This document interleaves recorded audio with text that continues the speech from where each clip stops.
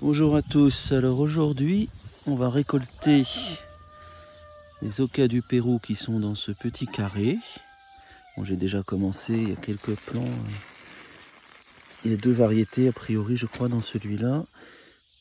Vous avez de l'Oca jaune et de l'Oca rouge. Donc cette année ils sont pas très gros parce qu'on a eu peu d'eau pendant la période chaude. Et ensuite de l'eau mais un froid assez rapidement, donc c'est... Donc au mois de décembre, il y a quand même là un gros froid donc qui arrête la croissance. Donc c'est pour ça que je commence à ramasser. Parce qu'ils grandiront pas beaucoup plus quand on voit les tiges dans cet état. Voilà. Alors je vais vous montrer un peu en dessous. Il faut bien creuser. Hop.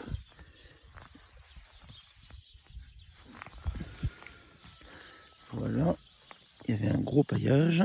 Et on voit comment ça se présente. Vous avez le plant qui pousse à partir d'en dessous. Et le long de la tige, c'est pour ça qu'il est important de les pailler, vous avez les petits bulbes, les petites réserves de la plante, qui ont un petit goût de cerfeuil, je dirais croisé entre cerfeuil et pommes de terre, et c'est excellent. Donc j'en mange une partie, pour le reste je fais des plants, ou je propose des plants, donc si vous en souhaitez, n'hésitez pas à me demander. Voilà, je vais continuer ma petite récolte et je vous ferai un bilan ensuite de ce petit carré. Donc là, je vous montre l'autre variété qui est rose.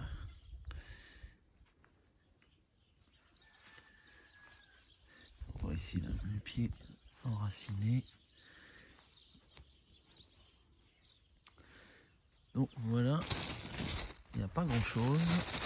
Pour la bonne et simple raison que les grosses gelées qui normalement n'arrivent pas avant mi-janvier, enfin début janvier, mi-janvier, et bien cette année c'était début décembre, donc la période où l'Oca commence à vraiment bien se former. Cette année il n'a pas pu se former comme il aurait dû, et sans doute ont-ils eu trop de sécheresse cet été, même si j'ai un peu arrosé et paillé, donc c'est assez compliqué. Enfin, j'en ai trouvé quelques-uns, mais il y en a en partie qui ont, vous voyez, ça fait comme ça, c'est un peu gelé, donc ceux-là ils repartiront pas, quoi. Voilà, on aura de meilleures récoltes l'année prochaine.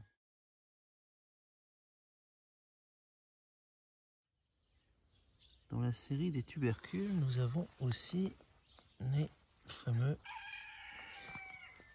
topinambours violets de Rennes. J'ai aussi des plants pour ceux que ça intéresse, c'est très productif, c'est très bon. Et ça ne craint pas les gelées tardives ou précoces. Ça n'a pas toujours bonne réputation parce que dans certaines périodes, il n'y avait pas forcément grand chose qu'on pouvait faire et qui pouvait être mangé. Les grands-parents avaient beaucoup de mal avec les topinambours et les rutabagas, qui leur rappelaient des jours sombres. Mais c'est aussi et avant tout une excellente base alimentaire pour l'hiver, dont on est toujours sûr. Par exemple, quand les Ocas ont pris des grosses gelées, ils sont finalement moins productifs que d'autres années. Voilà, je vous fais ensuite un petit bilan. À bientôt. Bon, j'ai retrouvé quelques autres plants d'Oca. Commence à être un peu formé.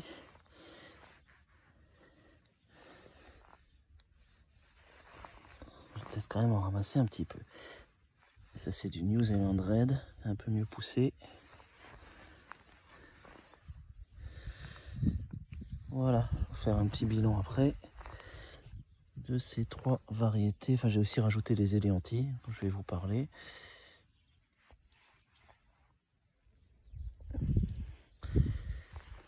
A tout de suite. Alors, me revoilà avec les quelques bulbes d'hiver qu'on peut récolter en ce moment et qui sont délicieux. Donc on a à gauche les éléantis, la même famille que les topinambours, mais c'est un peu plus fin au niveau du goût. C'est un petit goût d'artichaut, c'est très bon, en plus du topinambour. Au milieu, vous avez le topinambour violet de Rennes, qui est la variété que j'ai, qui est très bien, très rustique. Et à droite, nous avons donc nos petits okas du Pérou. Cette année, la récolte est, comme vous pouvez le voir, très moyenne. Et heureusement qu'il y a nos amis les topinambours pour compenser. Mais ça nous donne quand même de belles couleurs. Je vais pouvoir faire des jolis plants. Si vous en souhaitez, c'est possible, mais en nombre évidemment limité, vu que la récolte est assez pauvre. Voilà, ce sont de très belles plantes et qui donnent donc des bulbes de couleurs magnifiques et délicieux. Je vous souhaite une très bonne journée.